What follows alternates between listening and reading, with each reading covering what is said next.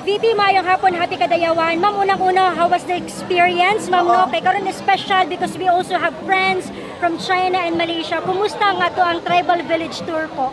Yes,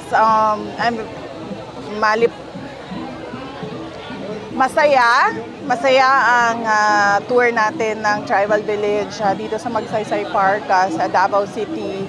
At masaya kong naulit yung pagbisita sa ating mga iba't ibang tribo kasama ang kanilang mga deputy mayors at kasama ang mga kapatid natin sa Indigenous Peoples Tribes at ating mga Moro tribes. Kaya this is a showcase of the traditional houses of the Indigenous Peoples Tribes and Muslim tribes of Davao City, and we shared it with our friends from the diplomatic community, particularly Malaysia and China. Alright. Now let's accept questions. First, Sir Arjun, Ma'am, GMA. Kadayawan. Other topic lang po, ma'am.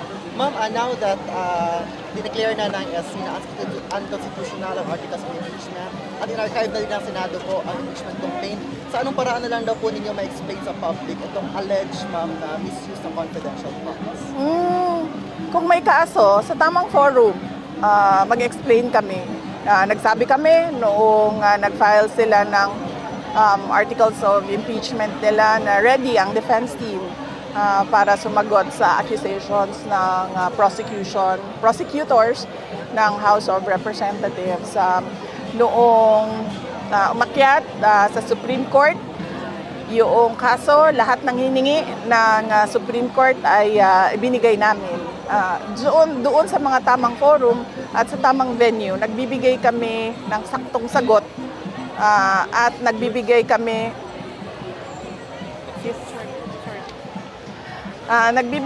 ng saktong sagot at nagbibigay kami ng explanation ng mga accusations.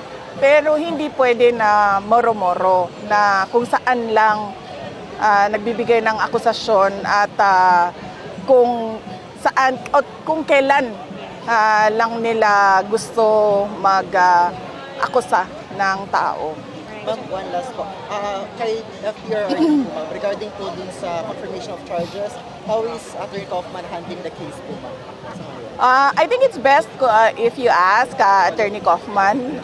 Ang pagkakaalam ko, nagbibigay naman siya ng mga media interviews at sumasagot naman siya sa mga questions. Hindi kasi ako pwedeng mag-explain para kay Attorney Kaufman sa kanyang mga preparations at mga ginagawa sa case ni former President Duterte sa ICC. Pero yung trust and confidence po kay Attorney Kaufman, nandun pa rin po ba? Of course, yes. Oo, kasi siya yung pinili ni dating Pangulong Rodrigo Duterte na lawyer. So we only follow kung ano yung choice ng client, no?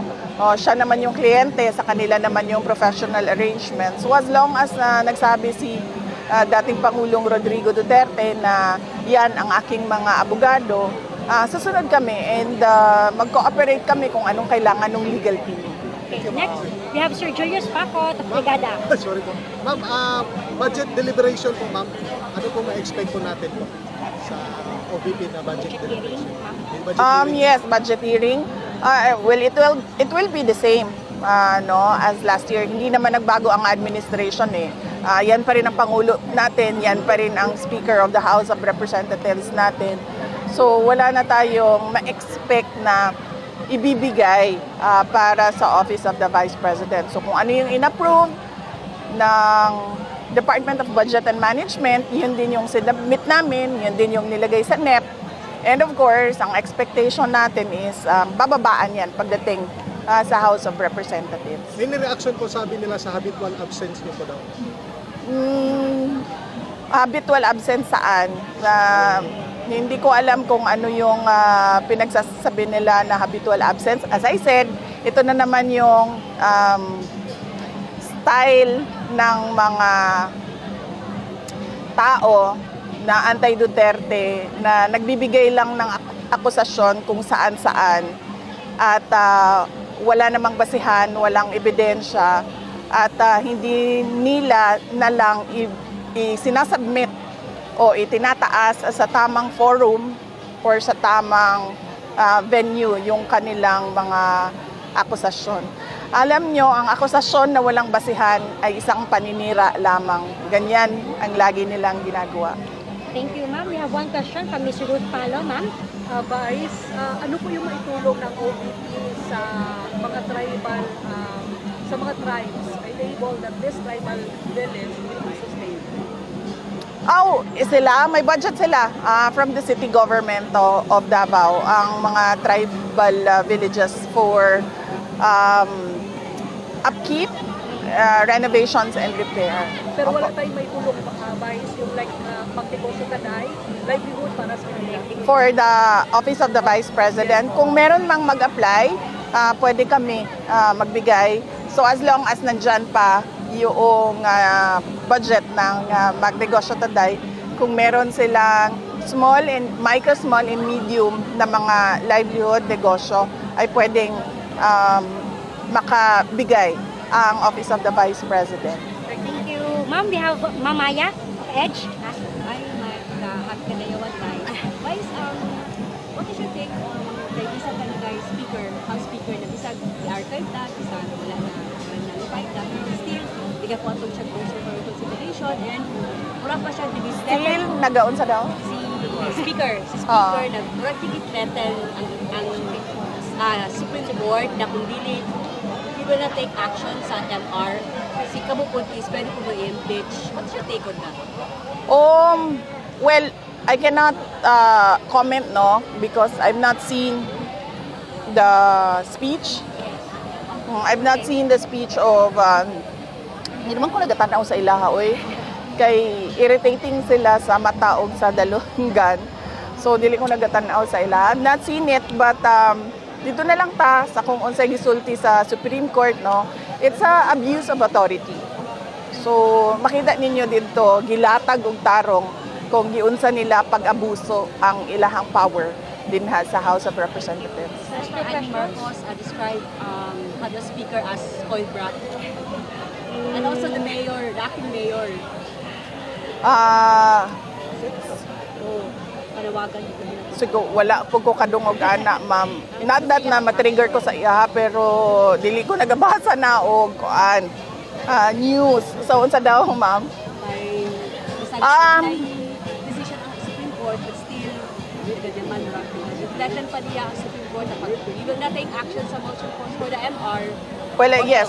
As I said, siguro ang pinakamaayo na description ni Ana naa dito sa decision sa Supreme Court na there was really abuse and there was kanaganing show of power na mali. Thank you, ma'am. We have Ma'am Ivy. Yes. Good afternoon, VP. I just want to ask a question regarding the clamor of the people to declare persona non grata kay Vice Ganda po. After that joke, referring to FDRR's famous campaign promise to write a jet ski all the way to the Spratly Islands to plant the Philippine flag there. Not only was the promise unfulfilled, but its eventually administration was viewed as subservient to the Chinese government, particularly on the issue of the West Philippines. Okay. Again, wala ko kabasa sa joke or nakakita sa joke kung asa siya. But kung unsa man ang decision sa City Council of Davao, it has to be a majority decision. And the City Council of Davao is the correct body to declare a persona non grata diri sa ato ang syudad because they are representatives of the 3 districts of Davao City. Thank you. Last, ma'am, we have Ma'am Jean of SMNI. Would you like to comment on sa recent remarks ni Trillanes na he won't support Lenny Robredo because mag-aliado ng kayo ng Mateo? Well, on that note, dapat siguro si former President Lenny Robredo ang maghatag og comment kay siya man ang kumbaga sa iyaha directed ang comments ni Yes, okay. ni person na nag-file og kuan bail. Alright, yes. Next one, ma'am. What's your favorite part sa Kadayawan Festival? Your message sa 11 tribes? Ang favorite part nako sa Kadayawan Festival is ang Floral Float Parade and ang hiyas sa Kadayawan. Hiyas sa Kadayawan and Floral Float Parade. Tungod manggod ang mga hiyas. Ang mga contestants sa hiyas sa Kadayawan, sila gyud tong perfect example sa ilahang kultura ug sa ilahang tribo. And of course, sa Floral Float Parade, nindot yun sa mata ang mga bulak. Tanaw ka ma'am sa Sunday. No, kanina ang mga events last week. Unsa ba 'to event namo? Last week namo na event kadtong sa ato ang misa pasalamat, ang opening sa Kadayawan. And katong gathering nato sa ato ang mga councilors. And then this week ang ang events for Kadayawan is katong gathering for Mindanao councilors, sharing our Thanksgiving sa ato ang mga silingan dinhi sa Davao City, og ang kaning guided tour sa ato ang cultural village dinhi sa Magsaysay Park. Salamat. May isa pa ba? Today lang naglabas act about news na si Representative Tino. Sabi siya yung question niya yung constant travels daw at tinawag pa dito ng paglamyerda. Ano yung action natin doon? Ilabas din siguro ni sino yan siya? Oh, that person, kung kinsa man na siya. Ilabas din siguro nila yung travels ng mga members of the House of Representatives bago sila magtuturo ng mga tao na constant travel.